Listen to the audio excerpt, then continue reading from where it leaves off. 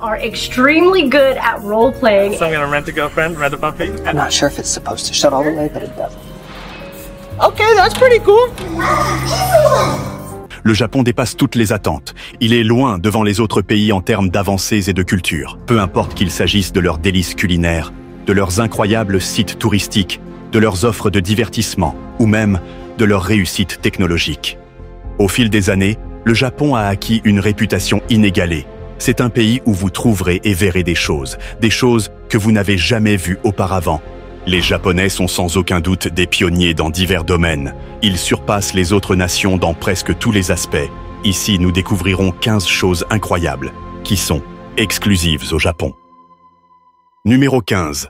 Les bains publics appelés Sento ont une longue histoire au Japon. Ils ont gagné en popularité pendant la période Edo. C'est lorsque les bains communautaires ont vu le jour. Cela se passait dans des endroits où les installations de bains privés étaient rares. Cette coutume est encore pratiquée aujourd'hui. En visitant un Sento, vous verrez une variété de tailles et de motifs. Certains sont confortables et inspirés du vintage. Tandis que d'autres sont modernes et luxueux, certains bains publics peuvent inclure des œuvres d'art. Elles représentent des lieux importants à l'intérieur. Les hommes et les femmes ont des espaces de bains séparés. Dans un vestiaire, vous pouvez ranger vos affaires. Il y a des casiers ou des zones de stockage prévues. Le Sento, contrairement aux sources chaudes, ne fournit normalement pas de savon ou de serviette. Donc vous devrez louer une serviette. Ou apporter votre propre nettoyant. Ou apporter votre propre serviette. Le processus de bain commence dans la zone de douche. Il y a des cabines de douche équipées de tabourets et de seaux. Vous versez de l'eau chaude sur vous-même et vous frottez. Il faut faire attention à ne pas éclabousser les autres. Ensuite, vous pouvez entrer dans les bains. Mais rappelez-vous de ne pas jeter votre serviette dans la baignoire, placez-la plutôt sur votre tête ou sur le côté. Il est important de noter que les enfants ne peuvent pas apporter de jouets dans le bain. Éclabousser et décourager. Bien que les bains publics au Japon puissent sembler inhabituels au début, ils peuvent être une expérience agréable. Cela arrive une fois que vous vous y habituez. Partager un bain avec des étrangers sympathiques peut même être rafraîchissant. Numéro 14. Découvrez l'incroyable monde des cafés à chat. Ces cafés uniques vous permettent de passer un bon moment. Vous côtoyez des amis félins à fourrure. Imaginez siroter votre boisson préférée, pendant que des chats joueurs se promènent librement autour de vous. Vous pouvez trouver des cafés à chats dans de nombreuses grandes villes. Bien qu'ils ne soient pas toujours faciles à repérer, car ils sont souvent situés aux étages supérieurs des bâtiments, les cafés à chats sont devenus très populaires au Japon, récemment, dans la ville animée. Il peut être difficile de posséder un animal de compagnie. Cela est dû à l'espace limité, ou aux accords de location stricts, ou au mode de vie chargé. C'est pourquoi ces cafés sont devenus un succès auprès des locaux et des visiteurs. Ils adorent la compagnie des chats. Généralement, vous n'avez pas besoin de faire une réservation, mais c'est une bonne idée d'appeler à l'avance pour les plus populaires. Gardez juste à l'esprit que la plupart des endroits n'autorisent que les visiteurs âgés de 13 ans ou plus.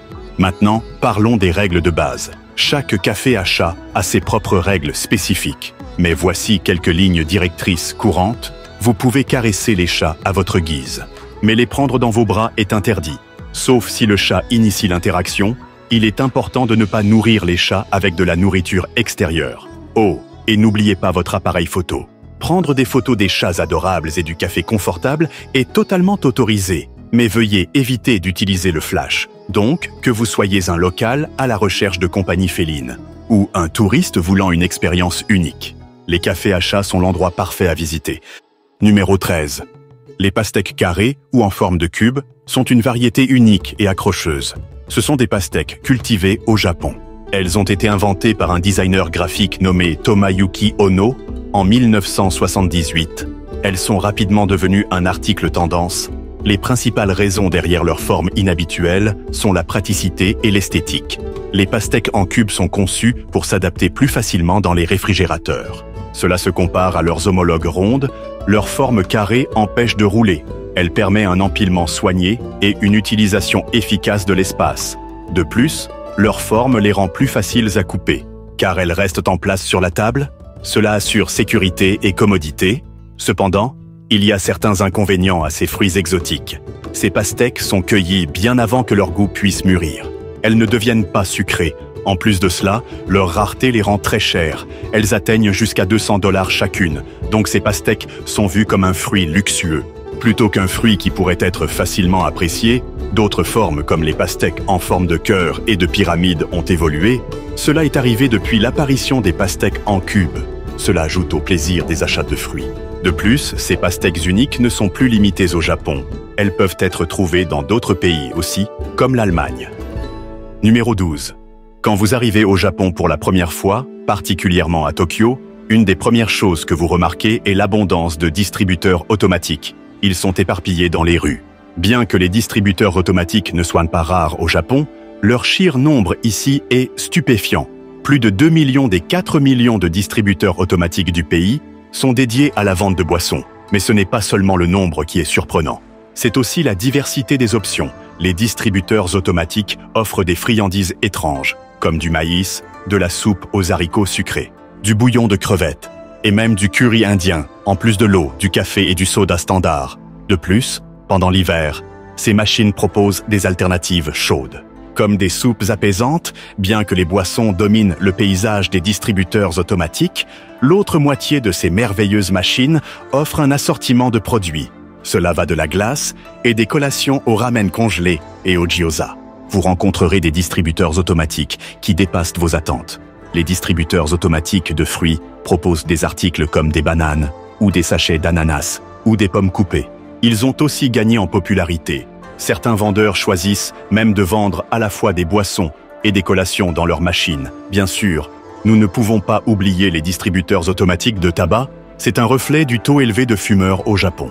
Il est cependant intriguant que ces machines manquent de vérification d'âge, tout comme celles distribuant des boissons alcoolisées.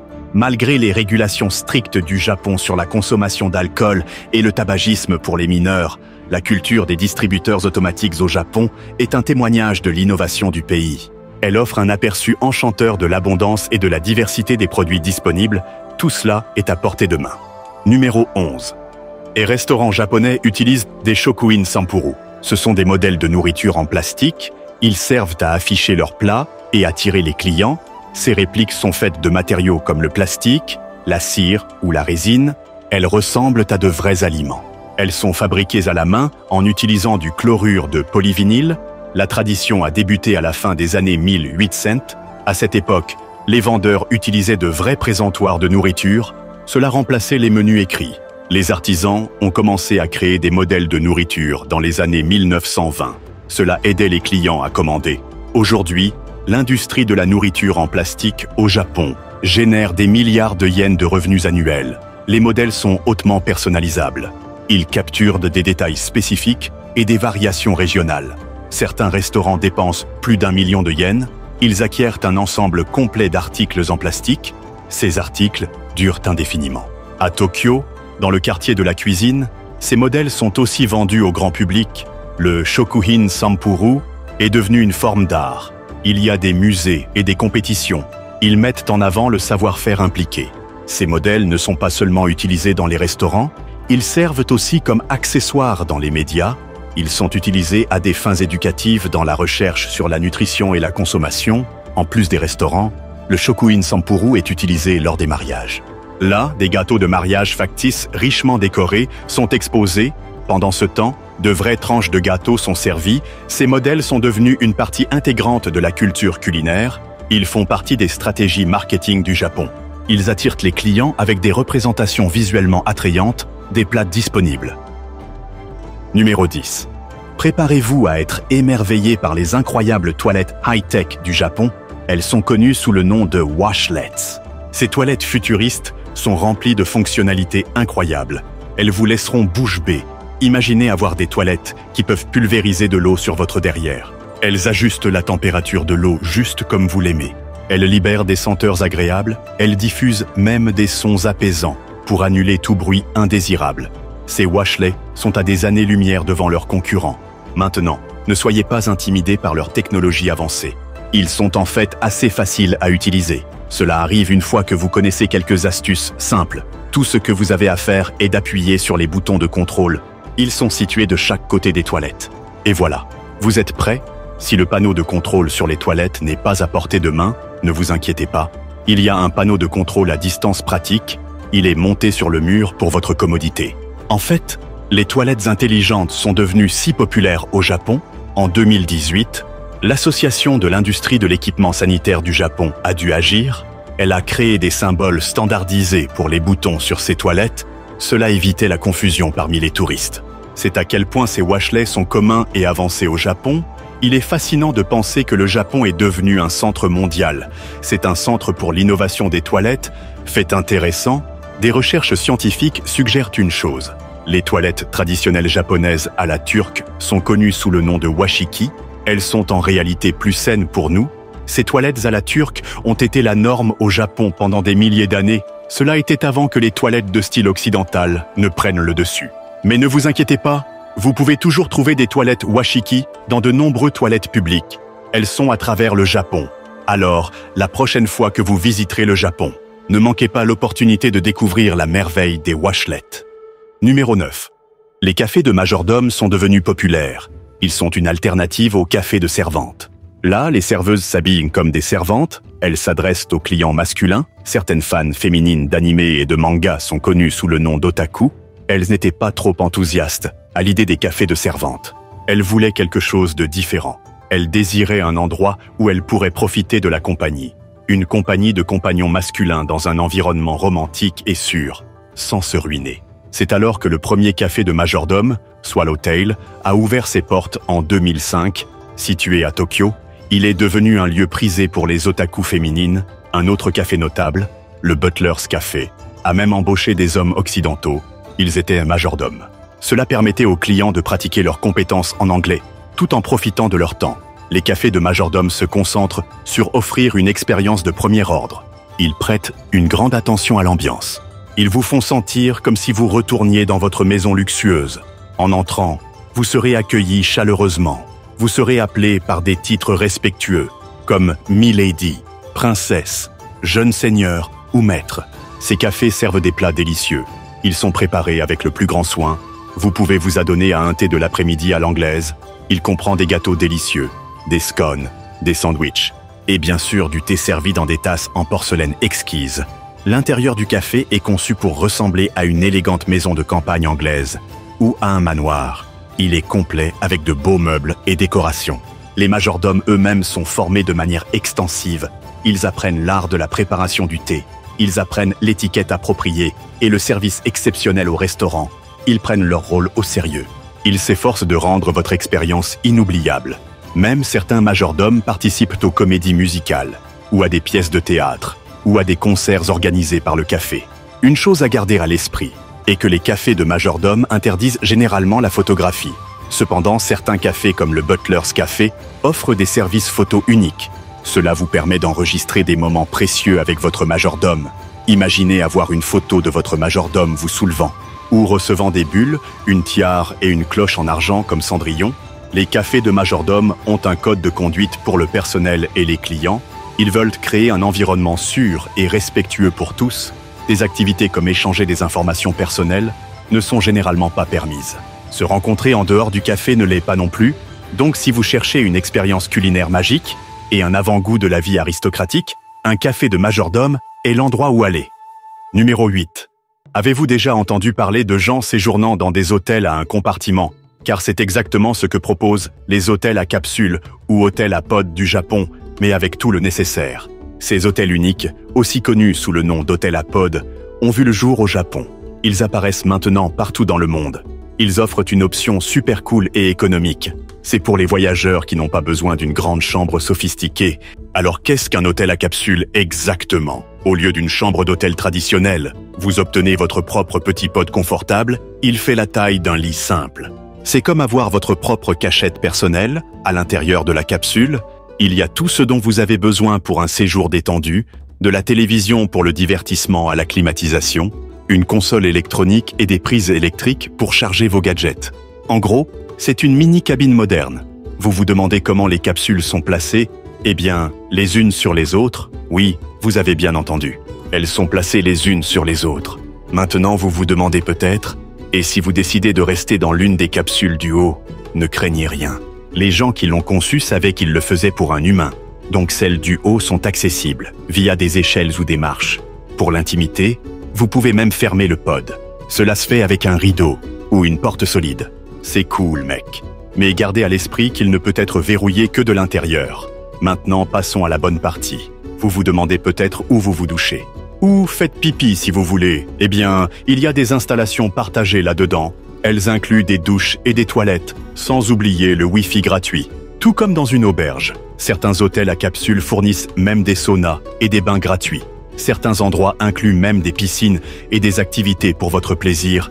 Les hôtels à capsules existent sous différentes formes et tailles. Ils vont de 50 à 700 pods. Ils sont généralement populaires auprès des hommes. Cependant, certains hôtels proposent des zones ou des étages réservés aux femmes. Vous échangerez vos vêtements et chaussures habituelles. Ils seront remplacés par un yukata et des pantoufles détendues en arrivant. Ne vous inquiétez pas pour vos affaires. Elles peuvent être sécurisées dans des casiers ou des coffres-forts dans la chambre. Quelle est la meilleure partie? Les hôtels à capsules sont extrêmement économiques. Les coûts vont généralement de 2000 yens à 4000 yens. Cela fait environ 18 à 36 $ par nuit. C'est une bonne affaire. Cela considère la facilité et le confort qu'ils procurent. Qui séjournent dans ces hôtels incroyables au Japon, les salarymen industrieux qui ont besoin d'un endroit pour se reposer. Ils s'arrêtent là-dedans après une nuit épuisante dehors.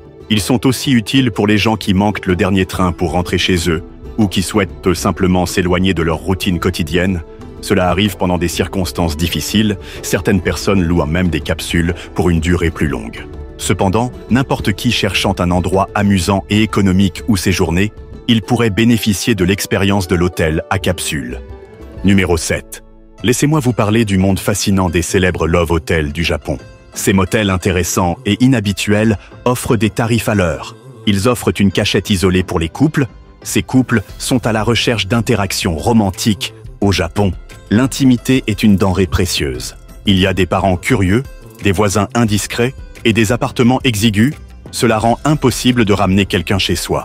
Les Love Hotels surmontent ces problèmes. Ils offrent un havre intime. Là, les couples peuvent profiter d'une totale intimité. Ces hôtels peuvent aussi fournir un endroit pratique pour dormir.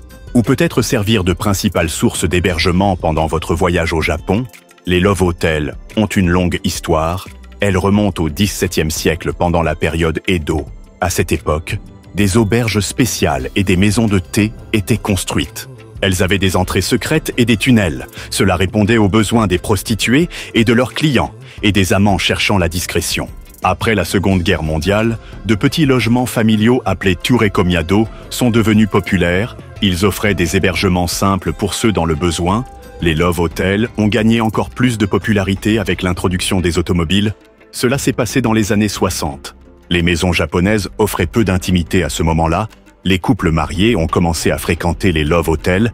C'était pour des moments intimes. Ces hôtels se sont rapidement répandus à travers Tokyo. En 1984, les Love Hotels sont tombés sous la juridiction de la police. Cela était dû à une loi de régulation. Pour éviter cette classification, les nouveaux hôtels ont atténué leurs designs extravagants. Les Love Hotels ont aussi commencé à cibler les femmes comme clientes. Une étude en 2013 a montré que les femmes faisaient la majorité des sélections de chambres. Cela se passait dans les Love Hotels. La loi a été encore amendée en 2010. Cela a brouillé la ligne entre les hôtels réguliers et les Love Hotels.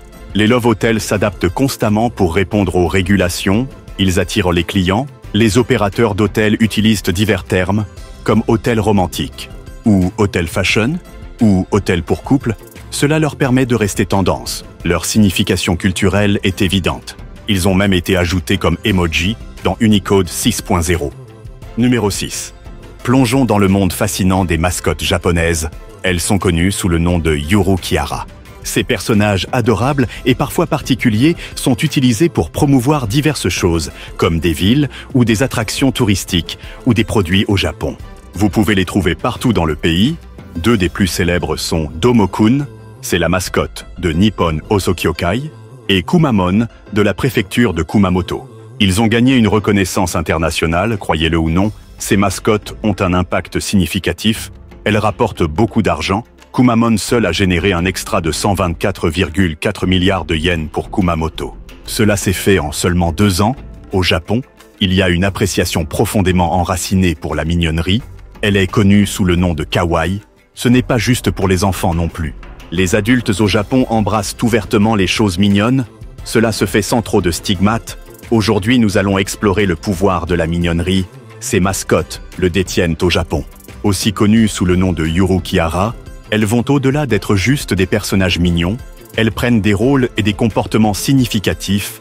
Chacune des 47 préfectures du Japon a sa propre mascotte. Ce n'est pas limité à une seule par préfecture. Par exemple, Osaka a plus de 40 représentants mascottes. Ces mascottes jouent un rôle vital dans la promotion du tourisme. Cela se fait dans leurs régions respectives. Mais comment les mascottes sont-elles devenues si populaires au Japon? Eh bien, leur popularité peut être retracée à la connexion émotionnelle. Les Japonais l'ont historiquement ressentie avec des personnages non humains. Elle est enracinée dans le polythéisme ancien et le folklore japonais. De plus, une série d'événements a déclenché la folie actuelle pour les mascottes au Japon. En 1998, Nippon Oso Kyokai a organisé un concours. Il s'agissait de concevoir un personnage pour leur 10e anniversaire. Le gagnant était Domokun. Depuis lors, il est devenu la mascotte officielle de Nippon Oso Kyokai. Il a gagné une popularité répandue. Une autre histoire de succès précoce dans le monde des mascottes était Hello Kitty. Sa montée rapide a démontré le potentiel des mascottes au Japon. En 2008, Hello Kitty est devenue l'ambassadrice officielle du tourisme pour le Japon. Les réussites de Domokun et Hello Kitty ont pavé la voie. Cela a conduit à l'incroyable popularité de la culture des mascottes au Japon. Alors la prochaine fois que vous croiserez un charmant Yuru-Kihara, rappelez-vous que ces mascottes ne sont pas juste des personnages mignons. Elles représentent un phénomène culturel riche. Il est profondément ancré dans la société japonaise. Elles capturent les cœurs. Elles apportent la prospérité à leur région. Avant de passer à la suite de la vidéo, assurez-vous de prendre un moment, cliquez sur les boutons j'aime et s'abonner. N'oubliez pas d'activer les notifications. Cela vous permet d'être le premier à entendre parler de nos prochaines sorties. Maintenant, c'est le moment de la photo du jour. Nous avons découvert cette photo. Elle montre ce qui semble être une vérification régulière des hôtesses de l'air au Japon. Eh bien, ça n'a pas l'air éthique. On les déshabille et on les laisse seulement en sous-vêtements. Pensez-vous que c'est juste? Faites-le nous savoir dans les commentaires ci-dessous. Numéro 5. Vous serez émerveillé par une forme d'art incroyable. Elle est appelée l'art des rizières. Elle est originaire du Japon. Cet art unique implique de planter différents types et couleurs de riz. Cela crée des images stupéfiantes dans un champ de rizières. C'est comme peindre avec la nature. Plongeons dans l'histoire de cette forme d'art remarquable. En 1993, les gens d'Inokadite, un village dans la préfecture d'Aomori, voulaient agir. Ils souhaitaient insuffler une nouvelle vie dans leur communauté. Ils ont découvert que le riz avait été cultivé là pendant plus de 2000 ans. Ils ont décidé d'honorer cet héritage. Ils l'ont fait d'une manière créative. Ils ont transformé un champ de riz derrière la mairie. Il est devenu une toile. Ils ont utilisé 4 différents types de riz. Il y avait à la fois des variétés anciennes et nouvelles. Ils ont cultivé une image gigantesque dans le champ. Pour faciliter à tous de profiter de l'œuvre, ils ont même construit une haute tour. Elle offrait une vue panoramique. Les gens étaient tellement captivés par la beauté de l'art. Plus de 200 000 visiteurs ont afflué au village. Cela s'est passé rien qu'en 2006. Inspiré par le succès d'Inokadite, d'autres villages comme Yonazawa et la préfecture de Yamagata ont commencé à agir. Ils ont créé leur propre art des rizières. C'est devenu une tendance. Maintenant, jetons un œil à certains des designs incroyables. Ils ont orné les champs de riz d'Inokadite au fil des années. Ils ont représenté des figures célèbres, comme la Mona Lisa de Léonard de Vinci, ou des peintures japonaises traditionnelles, ou des scènes de films emblématiques, comme Autant en emporte le vent et Star Wars. Et même des créatures légendaires comme Yamada no Orochi. Chaque année, les villageois se réunissent en avril. Ils décident du design et du plan pour le processus de plantation. Des ordinateurs sont utilisés pour dessiner les designs. Ils indiquent où quel type de riz devrait être planté. Le travail d'équipe est définitivement remarquable. Si vous pensez que cet art aurait été épargné par la controverse, vous avez alors définitivement tort, mes amis. En 2008, il y avait un plan. Il s'agissait d'inclure des logos publicitaires dans l'œuvre, mais ça a causé un problème. Certains villageois et l'ancien maire s'y sont fortement opposés. Ils ont menacé que la terre ne serait pas louée. Cela arriverait si les publicités étaient incluses, ce qui a fini par la suppression des semis et l'abandon des logos publicitaires. L'art des rizières est un témoignage de la créativité. Il montre la compétence et l'esprit communautaire des Japonais. C'est un festin visuel. Il apporte de la joie à des milliers de visiteurs chaque année. Alors, si vous vous retrouvez au Japon pendant la saison de croissance du riz, assurez-vous de visiter l'un de ces champs de rizières incroyables. témoigner de la beauté impressionnante de l'art des rizières par vous-même. Numéro 4. Kit Kat au Japon sont devenus une sensation.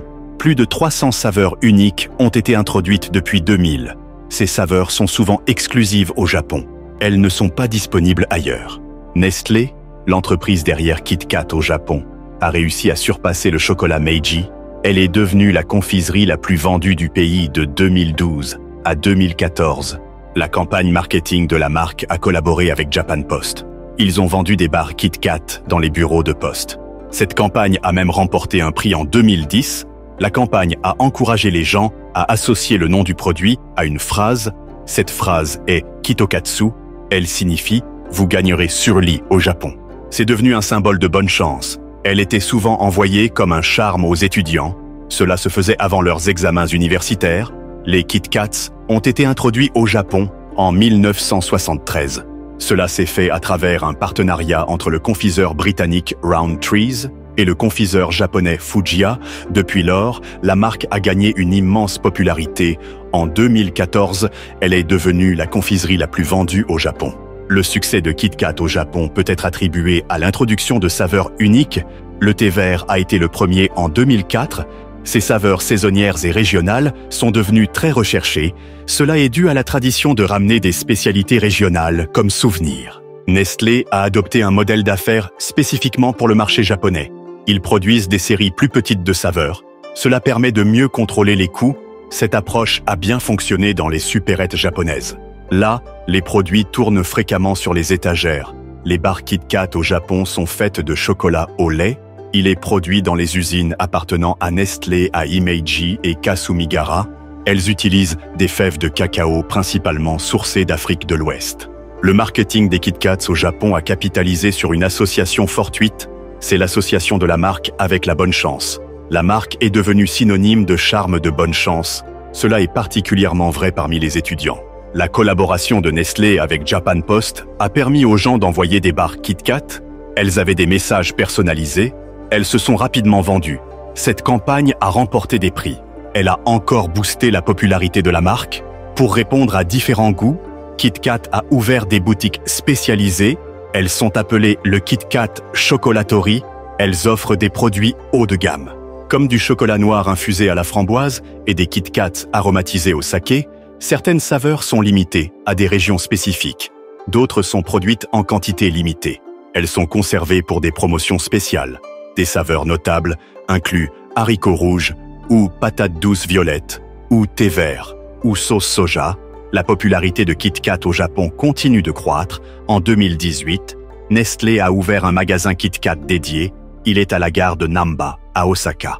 Cela renforce encore son statut d'icône culturelle dans le pays. Numéro 3. Apprenez ceci, au Japon, les feux de circulation pourraient vous confondre. Ils semblent bleus au lieu de vert. Mais voilà l'explication. Tout est une question de leur langue. Il y a de nombreuses années, la langue japonaise n'avait de mots que pour 4 couleurs. Noir, blanc, rouge et bleu. Alors quand ils avaient besoin de parler de quelque chose de vert, ils utilisaient le mot pour bleu. Ce mot était ao.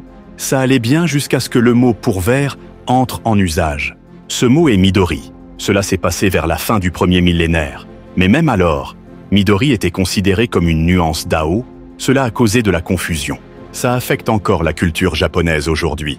Il joua beaucoup avec les mots, comme utiliser des nombres au lieu de lettres. Par exemple, le nombre 39 signifie merci au Japon. Et quand il s'agit de couleurs, ils appellent encore parfois les choses vertes bleues. C'est comme appeler une pomme bleue, ou appeler des bambous verts des bambous bleus. Maintenant, parlons des feux de circulation.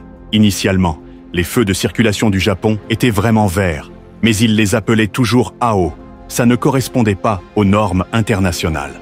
Là, le vert signifie « aller ». Alors le gouvernement a fait un compromis en 1973. Ils ont décidé d'utiliser la nuance la plus bleue possible de vert. Cela satisfaisait les règles internationales, mais leur permettait toujours d'utiliser le mot ao. Donc les feux de circulation bleus au Japon sont en réalité une nuance très bleue de vert. Le gouvernement veut que nous sachions que c'est encore assez vert. Cela suit les règles. Mais c'est assez bleu pour être appelé ao. Numéro 2.